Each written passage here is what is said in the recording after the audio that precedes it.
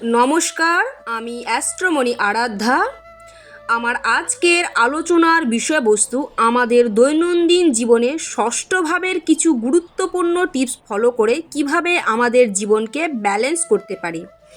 আলোচনাটি বিস্তারিত শুরু করার আগে আমার আজকের এই ভিডিওটি যদি আপনাদের উপকারী মনে হয় তাহলে অবশ্যই ভিডিওটিতে একটি লাইক করে দেবেন এবং আমার চ্যানেলটিকে সাবস্ক্রাইব করে দেবেন। যাদের মেষ লগ্ন এবং মেষ লগ্নের ব্যক্তিদের লগ্ন সাপেক্ষে ষষ্ঠ ভাব হচ্ছে কন্যা রাশি এবং কন্যা রাশির অধিপতি গ্রহ হলেন বুধ গ্রহ। মেষ লগ্নের ব্যক্তিরা যদি প্রতিনিয়ত 30 মিনিট করে বই পড়েন এবং প্রতিদিন অন্তত 10টি করে গাছে জল দান করেন, সাথে ছোট কোনো বাচ্চাকে নিজেদের সামর্থ্য মতো তাদের কোনো পড়ার সামগ্রী দান করেন, যেমন পেন্সিল, রাবার, কলম ইত্যাদি, তাহলে আপনাদের প্রফেশনাল এবং পার্সোনাল জীবনে অনেকটা ভারসাম্য ফিরে পাবেন। সকলে ভালো থাকুন, সুস্থ থাকুন। জয় শ্রীকৃষ্ণ।